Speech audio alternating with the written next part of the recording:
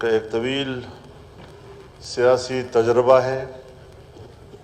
ایک لمبے عرصے سے وہ پارلیمنٹیرین رہے ہیں اور ملکی سیاست پر ان کی ہمیشہ گہری نظر رہتی ہے. انہوں نے اپنی ابتدائی تقریر میں جس مثبت پہلوؤں کی طرف توجہ دلائی ہے، میرے خیال میں ہم انہی خطوط پہ اپنی حکمت عملی بنائیں اور ملکی معاملات میں مشاورت، مشارکت، مفاہمت کی روش کو اپنائیں تو ہم بہت سے الجھے مسائل سے نکل سکتے ہیں اور پاکستان کو ایک خوشحال مستقبل دکھا سکتے ہیں.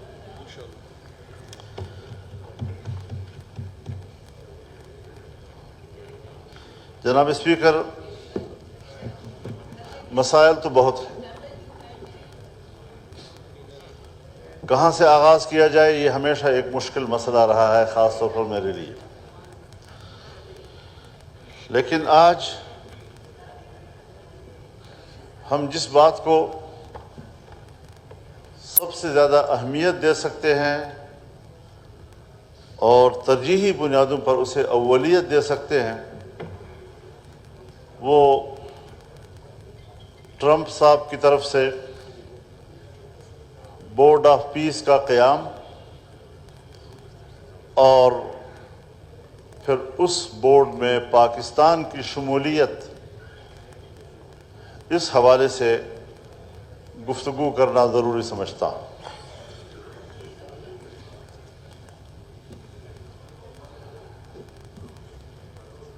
جناب اسپیکر، قیام پاکستان کے 1 سال بعد اسرائیل وجود میں آیا، جو در حقیقت 1917 کے برطانیہ کے وزیر خارجہ دالفور کے معاہدے کے تحت وجود میں آیا، جو نوآبادیاتی نظام کے تسلسل کی ایک علامت تھا، اور بالآخر فلسطین کی سرزمین پر اسرائیل کی ریاست قائم کر دی گئی. میں اس سے قبل بھی اسی فلور پہ اس وقت کے جو لیگ آف نیشنز کے تحت قائم کی گئی کمیٹی کہ جنہوں نے یورپ کے اندر یہودیوں کی دربدری کے حوالے سے رپورٹ بیان کی ہے، اس میں بھی انہوں نے صراحت کے ساتھ کہا ہے کہ ان کو فلسطین میں آباد نہ کیا جائے. انہوں نے بھی یہ کہا ہے کہ یہ خطہ اقتصادی لحاظ سے کمزور ہے، اس پر مزید آبادی کا بوجھ نہ ڈالا جائے.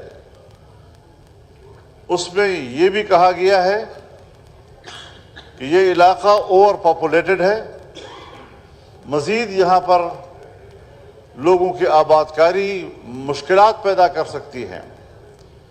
لیکن ایک سوچے سمجھے منصوبے کے تحت انہوں نے عربوں کے پیٹھ میں اسرائیل کی صورت میں ایک ایسا خنجر گھونپا کہ جس سے آج بھی پیپ رس رہا ہے. عرب زخمی ہے، مسلمان بھائی زخمی ہے، بیت المقدس ان کے اور ہمارا قبلہ اول ان کے قبضے میں ہے. اور ایسے حالات میں آج جب ٹرمپ صاحب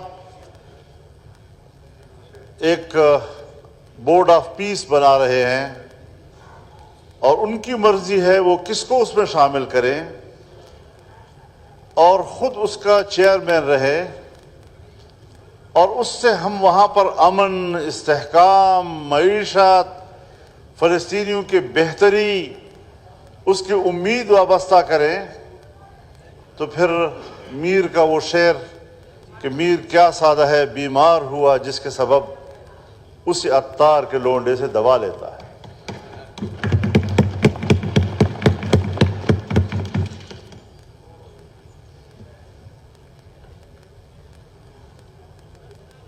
ٹرمپ نے یہ بھی کہا ہے کہ اس کا چیئرمین میں خود ہوں گا، اس کی کمانڈ میرے ہاتھ میں ہوگی، اور یہ بھی واضح ہے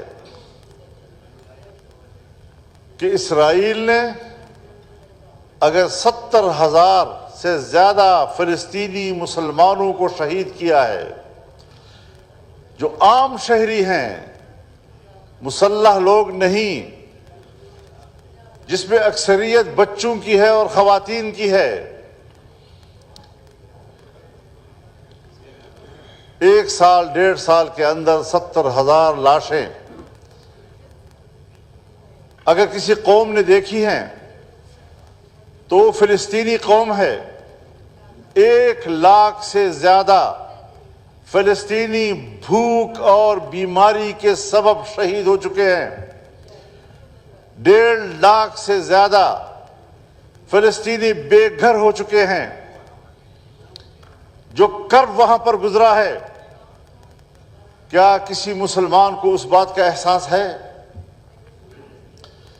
ہمارا وہ ایمانی رشتہ کہاں چلا گیا ہے جس کے بارے میں جناب رسول اللہ صلی اللہ علیہ وسلم نے فرمایا مثل المؤمنین فی توادہم وتعاطفہم وتراحمہم کمثل جسد واحد اذا اشتکا عینہ اشتکا کلہ وإذا اشتكى رأسه اشتكى كله وإذا اشتكى عضو تداعى له سائر الجسد بالسهر والحمى۔ کہ ایمان والوں کی مثال ایک دوسرے کے ساتھ ہمدردی کرنے میں، ایک دوسرے پر مہربان ہونے میں، ایک دوسرے کے ساتھ دوستی کرنے میں ایسی ہے جیسے ایک جسم کہ اگر اس کے سر پہ درد ہے تو پورا جسم بے قرار، اگر اس کی آنکھ میں درد ہے پورا جسم بے قرار، اگر جسم کے کسی حصے میں درد مچل رہا ہے ساری رات جاگ کے گزارتا ہے اور بخار میں گزارتا ہے۔ کیا آج امت مسلمہ اپنے آقا نامدار جس کا نام لے کر ہم دنیا میں جی رہے ہیں، کیا ان کی ان ارشادات کا مصداق ہے؟ کیا ہم نے اپنے فلسطینی بھائیوں کے ساتھ اس ہمدردی کا اظہار کیا جس کے وہ مستحق تھے؟ جناب اسپیکر، ہماری پالیسیاں یہاں پر بنتی ہیں بین الاقوامی دباؤ کے تحت۔ ہم نے اپنی خارجہ پالیسی کبھی اپنے مفادات کے گرد نہیں بنائی۔ بانی پاکستان نے، جس کے قد اعظم تصویر کے نیچے آپ بیٹھے ہیں، پورا ایوان بیٹھا ہے، انہوں نے اسرائیل کے قیام کے حوالے سے 2 تاریخی اقدامات کیے ہیں۔ کیوں قوم کے سامنے ہائی لائٹ نہیں کیا جا رہا اسے؟ سن 1940 کی قرارداد، جس کو ہم تاسیس پاکستان کی بنیاد قرار دیتے ہیں، سن 1940 کی قرارداد میں اسرائیلی بستیوں کا قیام، فلسطینی علاقوں میں ان کی آباد کاری، اس کی صراحت کے ساتھ مذمت کی گئی ہے، اور عہد کیا گیا ہے کہ ہم فلسطینیوں کے شانہ بشانہ کھڑے ہوں گے۔ اور جب 48 میں وجود میں آیا تو بانی پاکستان قائد اعظم محمد علی جناح نے اس کو ایک ناجائز ریاست سے تعبیر کیا۔ آج ہم جو کچھ کر رہے ہیں، ہماری حکومت جو کچھ کر رہی ہے، کچھ لمحوں کے لیے سوچا ہے کہ ہم بانی پاکستان کے تصورات اور ان کے نظریات جو اسرائیل کے حوالے سے ہیں اس سے کوئی مناسبت بھی رکھتے ہیں؟ پیروی تو دور کی بات ہے۔ جناب اسپیکر، آج ہم اپنی تاریخ بھول بیٹھے ہیں، کوئی قدر و قیمت نہیں۔ کہ اس وطن عزیز کی آزادی کے لیے 200 سال تک اس بر صغیر کے باسیوں نے قربانیاں دی. 50,000 علماء کرام کو پھانسیوں پہ لٹکایا گیا, توپوں سے اڑایا گیا. اور ایک انگریز کہتا ہے کہ جب ہم ان کو توپوں سے اڑا رہے تھے تو ایک ایک سے ہم تنہائی میں پوچھتے تھے کہ صرف اتنا کہہ دو کہ میرا اس آزادی کی تحریک سے تعلق نہیں تھا, آپ کی زندگی بچ جائے گی. کہتا ہے 50,000 لوگوں کو ہم نے اڑا دیا, لیکن ایک بھی ایسا بندہ نہیں تھا جس نے کہا کہ میرا اس تحریک سے تعلق نہیں تھا. ان جذبوں سے آج ہم یہاں بیٹھے ہوئے ہیں, اس تاریخ سے گزر کر آج ہم یہاں بیٹھے ہوئے ہیں, اور اس ساری صورتحال کا ادراک اگر بانی پاکستان کو تھا تو بانی پاکستان کے نام پر روٹیاں اور ٹکڑے کمانے والے آج یہ حکمران ان کے اس ارشادات اور نظریے کو کیوں فالو نہیں کر رہے؟ کچھ ایک لمحہ کے لیے بھی سوچا ہے؟ ذرا اپنے ایمان کو ٹٹولو. کیا ہمارے دلوں میں وہ ایمان اب موجود ہے؟ نام کے مسلمان بنے بیٹھے ہیں ہم لوگ. آج ہم بڑی خوشی سے جا رہے ہیں, دعوت دی گئی ہے ہمیں, ان کی دعوت کو ہم قبول کر رہے ہیں. ہم کیا کہیں گے؟ یہی کہیں گے نا کہ فلسطینیوں کی زندگی, وہاں پر استحکام, وہاں کی معیشت, انسانوں کے امن کو مستحکم کرنا, یہی الفاظ کہیں گے نا قوم کو مطمئن کرنے کے لیے. کیا یہ الفاظ جو کچھ ہوا اور جن کے ہاتھوں ہوا اور انہی کے ہاتھوں سے پھر یہ امید وابستہ کرنا, یہ اپنے آپ کو خود جاہل بنانے کی کوشش ہے. دانستہ طور پر اپنے آپ کو, جیسے ہم سادہ لوگ ہیں اور ہم بڑے خلوص کے ساتھ جا رہے ہیں اور نیکنیتی کے ساتھ جا رہے ہیں. اگر آپ نے 25 کروڑ پاکستانیوں کی نمائندگی کرنی ہے وہاں پہ, کیا اس ایوان کا, جسے میں عوام کا نمائندہ نہیں سمجھتا لیکن پھر بھی ایک ایوان ہے جو دعویٰ ہے کہ یہ عوام کے نمائندے ہیں, آپ نے یہ تکلف برداشت کیا کہ ایک لمحے کے لیے اپنے ایوان کو اعتماد میں لیں؟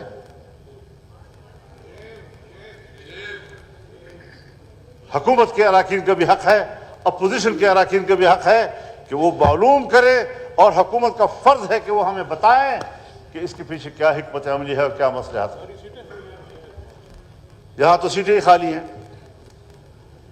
کوئی وزیر نظر نہیں آ رہا. ماشاءاللہ چودھری صاحب ہیں, پوری حکومت کے نمائندے ہیں,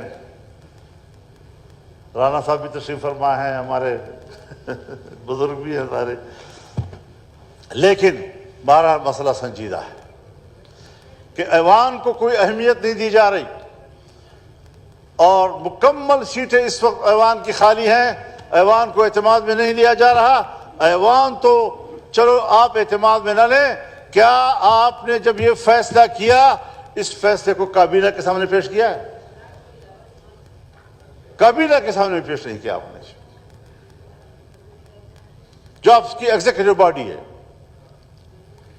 اس طرح قوم کو بے خبر رکھنا. حضرت اس ایوان میں جب شملہ معاہدہ کرنے کے لیے جناب ذوالفقار علی بھٹو جا رہے تھے تو بھرے ایوان میں انہوں نے ایوان کو اعتماد میں لیا. حزب اختلاف کے لوگوں نے دل کھول کر ان کو اعتماد دیا. کوئی اختلاف کی بات نہیں کی ان سے. 90,000 ہمارے لوگ قیدی تھے, ملک ٹوٹ چکا تھا, حالات کی بحالی کا تقاضا تھا. لیکن کیا آج بھی وہی صورتحال ہے کہ فلسطین جیسے انتہائی حساس نازک مسئلہ, قبلہ اول کا بڑا انتہائی نازک مسئلہ جس کا تعلق امت مسلمہ کے دلوں کے ساتھ ہے, کیا اس مسئلے پر قوم کو اعتماد میں لینے کی کوئی ضرورت نہیں؟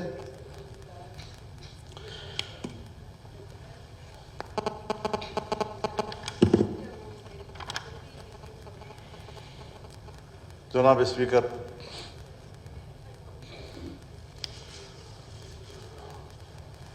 बोर्ड ऑफ पीस बनाया गया है, मजलिसुल अमन। पहले तो इस पर भी ज़रा हमें बात कर लेनी चाहिए कि ये अक़वाम मुत्तहिदा और सलामती कौंसिल के होते हुए एक मुतवाज़ी इदारे की हैसियत नहीं रखता। कहाँ गए बैनुल अक़वामी इदारे जिनकी इस हवाले से जिम्मेदारियां थी? आज नए उन्वानों के साथ जहां जाते हैं अमन के नाम पर, अफगानिस्तान में आए अमन के नाम पर, 20 साल बमबारियां कर करके उन्होंने पूरे अफगानिस्तान को खंडर बना दिया। इराक में दाखिल हुए, पूरे इराक को खंडर बना दिया। वहां भी अमन के लिए आए थे। लीबिया में दाखिल हुए, लीबिया को उजाड़ करके रख दिया। आज तक किसी से संभला नहीं जा रहा। मुख्तलिफ इलाकों में मुख्तलिफ लॉर्ड्स और वहां के मुख्तलिफ ग्रुपों की हुकूमतें हैं। हर एक अपना अलग अलग टैक्स वसूल कर रहा है और अपने मुल्क में जा रहे हैं। वहां पर गजा में फलस्तीनियों को अमन देने, वहां माशी इस्तेहकाम देने, और अपने मुल्क का क्या हाल है?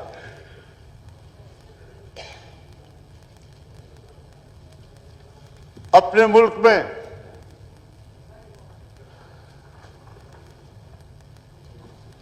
पच्चीस साल से खूनज़ीदी हो रही है। इससे पीछे भी उसकी तारीख है। हमारे पूरे अजला के अजला, जनाब स्पीकर आपकी तवज्जो चाहता हूं, आपके नोटिस में होना चाहिए और ऐवान के नोटिस में होना चाहिए। फैसलाबाद में अमन है, लाहौर में अमन है, साहिवाल में अमन है, कोई मसला नहीं है। लेकिन चूंकि वहां अमन है, उनको एहसास नहीं कि हम किस हालत में वहां जिंदगी गुजार रहे हैं। मेरे अजला के अजला इस वक्त मुसल्लह ग्रुपों के हवाले हैं। टैक्स वो वसूल कर रहे हैं, इंतजामिया नजर नहीं आ रही।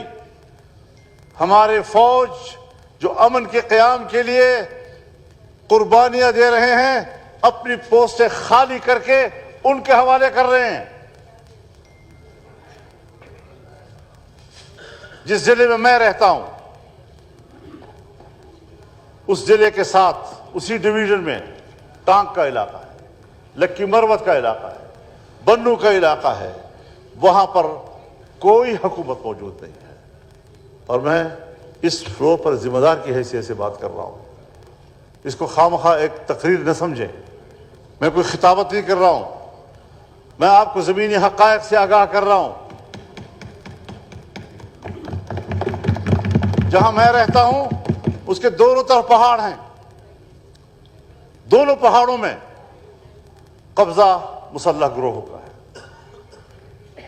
रात को आते हैं, दुकानों से सौदे लेते हैं, चले जाते हैं। कोई ठेकेदार, कंस्ट्रक्टर वहां काम नहीं कर सकता जब तक कि आप उनको टैक्स नहीं देंगे। हम जब यहां से बजट पास करते हैं तो मुझे अब यकीन हो रहा है कि हम जब यहां से बजट पास करते हैं तो उस बजट में हम 10% उनका हिस्सा रखकर पास करते हैं और जो ही यहां से पैसा फील्ड में जाता है वो अपना 10% हिस्सा वसूल करके चले जाते हैं। कोई रुकावट उनके लिए नहीं है। तमाम सरकारी ऑफिसर जिंदा रहने के लिए उनको माहाना भत्ते देते हैं। तमाम कारोबारी तबका, वहां के खवानीन, वो इन लोगों को भत्ता देकर जिंदगी गुजार रहे हैं। आपने इतना आसान समझ लिया है तो दरूने दर्ज कर दी कि बैरून खाना आई। अपने मुल्क का ये हाल, जा रहे हो वहां गजा में, उनके जुल्म में शरीक हो रहे हो। فلسطینی شاید اتنی واضح بات نہ کر سکے، وہ بہت مجبور حالت میں ہے، لیکن ہمیں کہیں جا کر بات کرنی پڑتی ہے کہ پالیسیاں تو ٹھیک رکھو، کشمیر تو رہا نہیں، وہ تو ہم دے چکے ہیں۔ 70 سال ہم نے ان کے خون پر، ان کی عزتوں پر، ان کے ناموس پر، اپنی بہنوں کے ناموس پر ہم نے سیاست کی، اور آج خاموش ہو کر ہم نے چھوڑ دیا ہے۔ کیا اس کی تحقیق نہیں ہونی چاہیے؟ اس کے پس پردہ محرکات کو ہمیں آگے نہیں لانا چاہیے؟ بنگال چلا گیا کچھ پتہ نہیں کیوں، کشمیر چلا گیا کچھ پتہ نہیں کیوں، اور جناب اسپیکر ناراض نہ ہوں، میں پاکستانی ہوں، پاکستان کا وفادار ہوں، یہاں پر بار بار وفاداری کا حلف اٹھا چکا ہوں، میں اپنے حلف پر قائم ہوں، لیکن جس خطے پر 45 سال سے خون بہہ رہا ہو، یعنی نصف صدی اس خاص علاقے میں خون بہہ رہا ہو، وہ قیام امن استحکام کا تقاضا نہیں کرتا، وہ کسی نئی جغرافیائی تبدیلی کی نشاندہی کرتا ہے۔ تو بتا دو کیا ارادے ہیں اس ملک کے لیے، کیا ارادے ہیں ہمارے لیے، کیا ارادے ہیں پشتونوں کے لیے، کیا ارادے ہیں بلوچوں کے لیے، کیا ارادے ہیں ان دو صوبوں کے لیے، ہمیں واضح کر دیا جائے۔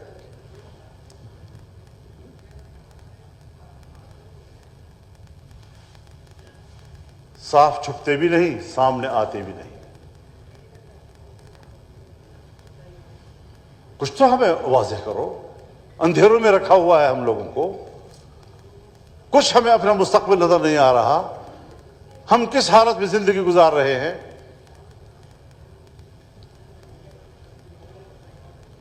سب بچے ہمارے ہیں، میرے گھر کے لوگوں تک محفوظ نہیں رہے، میرے بچوں تک محفوظ نہیں رہے، سرکاری ملازمین اٹھا لیے جاتے ہیں، کچھ پتہ نہیں، اور ایک کے ہاتھ سے چھوٹتے ہیں تو دوسرے تیار پڑے تو ان کو گرفتار کر لیتے ہیں، فوج سے چھوٹے تو ادھر گرفتار، ادھر سے چھوٹے تو فوج گرفتار۔ کیا زندگی ہماری بنا رکھی ہے، اور جا رہے ہیں وہاں غزہ پیس بورڈ میں شرکت کے لیے تاکہ ٹرمپ کے آشیرواد حاصل کی جا سکے۔ یہ ہے ہماری آزادی، یہ ہے ہماری حریت۔ ذرا اپنے کتاب کے صفحات کا مطالعہ کیجئے، کہاں ہم کھڑے ہیں۔ اور پھر جناب اسپیکر، اس بورڈ آف پیس کا رکن، اس قصاب کو، نیتن یاہو کو اس کا رکن بنایا گیا ہے، اسرائیل اس کا رکن ہے، جس کے ہاتھوں یہ قتل عام ہوا، اور آئندہ ہم اس خطے میں وہ اپنے رائے ظاہر کر چکے ہیں۔ اور 1 سال ہو گیا ہے ٹرمپ کے امن فارمولے کا، اور آج بھی وہاں بمباریاں ہو رہی ہیں، آج بھی بمباری رکی نہیں ہے ان کی۔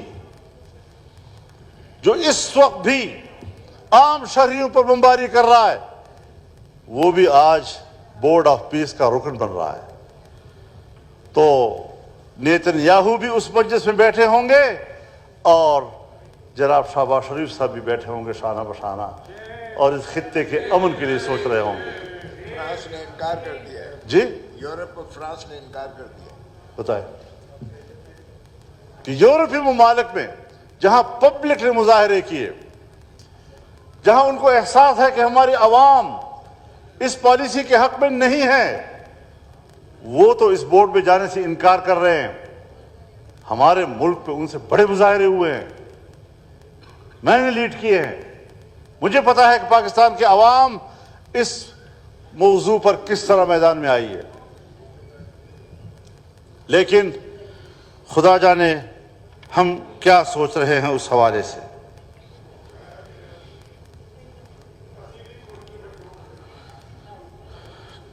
تو اس اعتبار سے ہمیں سوچنا ہوگا جناب اسپیکر کدھر ہے ہماری جمہوریت. اب تو صرف پاکستان نہیں دنیا کے نظام میں تبدیلی آ رہی. مغرب جمہوریت کی بات کرتا تھا لیکن جمہوریت کے پردے میں ایک جابر قسم کا سرمایہ دارانہ نظام چھپا تھا.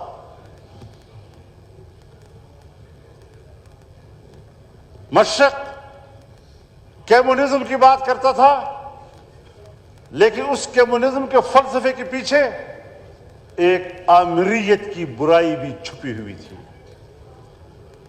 آج مغربی دنیا کا جمہوریت بھی ٹوٹ پھوٹ کا شکار ہے اور آمریت ننگی ہو کر سامنے آ رہی ہے. اور مشرقی دنیا کا کمیونزم بھی ٹوٹ پھوٹ کا شکار ہے اور آمریت ننگی ہو کر سامنے آ رہی ہے. اب دنیا میں آمرانہ نظام اور سرمایہ دارانہ نظام اور اس کے پیچھے عسکری قوت یہ مل کر دنیا میں حکومت کرے گی. جمہوریت کا خاتمہ پوری دنیا میں ہو چکا ہے. وینزویلا کے صدر اور ان کی اہلیہ کو گھر میں جا کر گرفتار کر لیا. اس کو گرفتاری کا نام دیا گیا ہے, اغوا کیا گیا ہے. حقیقت یہ ہے کہ ان کو اغوا کیا گیا ہے. اب ٹرمپ جیسا اغواکار جو ایک ملک کے سربراہ کو اس کے گھر سے اٹھا لیتا ہے. روس اس وقت یوکرین میں ہے, نہ معلوم آنے والے وقت میں کیا ہو رہا ہے دنیا کے اندر. ہمیں بھی سوچنا چاہیے ہمارے ہاں بھی جمہوریت ختم ہو گئی ہے. ہمارے ہاں بھی دولت اور سرمایہ کی جنگ شروع ہو گئی ہے. ہمارے ہاں بھی آمریت, عسکری قوت, سرمایہ داریت یہ مل کر اب اپنا رول ادا کر رہے ہیں. پتہ نہیں ہم یہ جو اپوزیشن میں بیٹھے ہوئے لوگ ہیں جو جمہوریت کی بات کرتے ہیں بچا سکیں گے یا نہیں. ہم نے قسم کھا رکھی ہے کہ وہ پارلیمنٹ جس نے آئین پاس کیا, جس نے آئین پاس کرتے ہوئے اس میں عہد و پیمان کیا کہ اس پارلیمنٹ میں کوئی قانون سازی قرآن و سنت کے خلاف نہیں ہوگی, ہر قانون سازی قرآن و سنت کے تابع ہوگی. قرارداد مقاصد ہمارے آئین کا حصہ ہے. ہمارے ہاں جو قانون سازیاں ہوئی ہیں ماضی میں کیا تعلق ہے ان کا اسلام کے ساتھ. اور یہیں فلور پر مجھے نائب وزیر اعظم اور وزیر خارجہ جناب اسحاق ڈار صاحب نے جواب دیا کہ ہم بھی اللہ اور رسول کو مانتے ہیں. آپ ہمیں بتائیں کیا ہم سے غلطی ہوئی ہے؟ کیا آج تک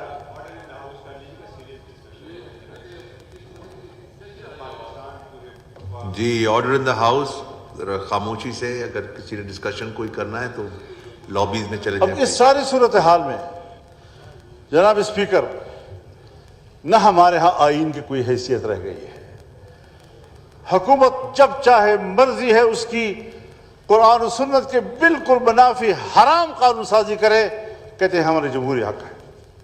جمہوری حق ہے قانون سازی کے حوالے سے, لیکن آپ پابند بھی ہیں. آپ کی جمہوریت اتنی آزاد نہیں کہ وہ حلال کو حرام قرار دے اور حرام کو حلال قرار دے. یہ مغربی جمہوریت ہے.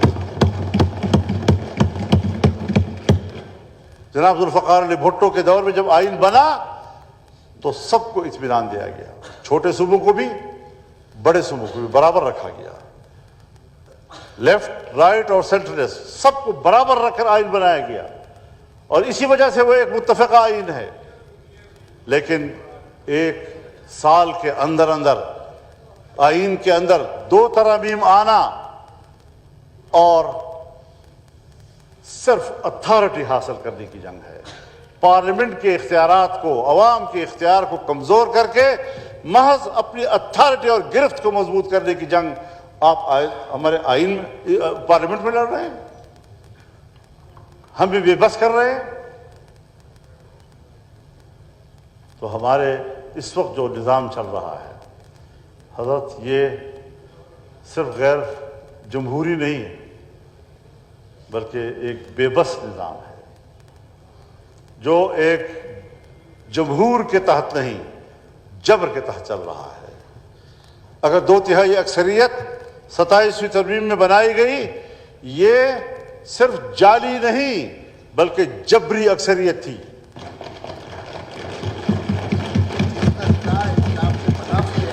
اور آپ نے جو قانون سازیاں کی، جو 26ویں ترمیم میں آپ نے قانون سازیاں کی ہیں یا ہمارے ترامیم اس میں شامل کی ہیں، 1 سال ہو گیا ہے آپ نے ترمیم کی کہ اسلامی نظریاتی کونسل کے سفارشات بحث کے لیے ایوان میں پیش کیے جائیں گے، ایک بھی سفارش بحث کے لیے آج تک پیش نہیں ہو سکی۔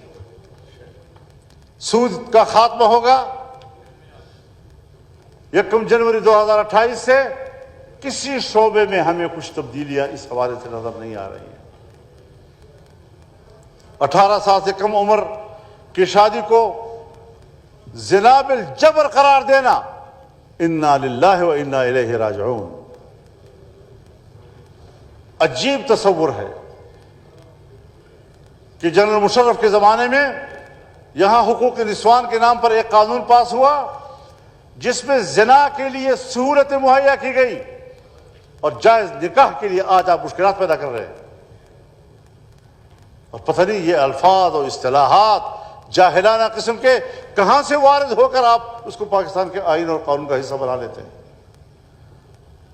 یہ وہ ساری چیزیں ہیں کہ جس سے نہ میرے ملک کا آئین رہے گا، نہ میرے ملک کا قانون رہے گا، نہ میرے ملک کی جمہوریت رہے گی، نہ میرے ملک کا مذہب رہے گا، اور طفل تسلیوں سے اب کام نہیں بنے گا۔ سب خطیب لوگ ہیں، اچھی گفتگو کر لیتے ہیں، شاید یہ کوشش کریں کہ اچھے الفاظ کے ساتھ وہ ہمیں مطمئن کرنے کی کوشش کریں، لیکن مطمئن نہیں کر سکتے۔ اور اب پھر فروری آ رہا ہے اور 8 فروری بھی آ رہا ہے۔ ہم نے تاریخ میں کئی سیاہ دن دیکھے ہیں، لیکن اب ہمیں 8 فروری بھی بطور ایک سیاہ دن کے منانا ہوگا۔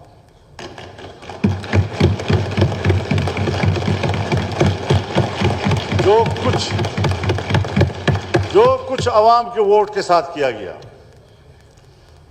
شاید پاکستان کی تاریخ میں ایسا ظلم کہیں نہیں ہوا ہوگا۔ یہ تو ہم ہیں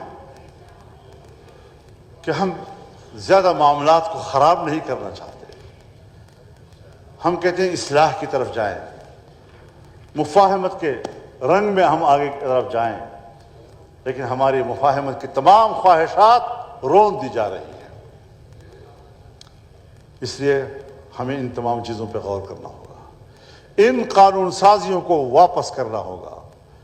اس 27ویں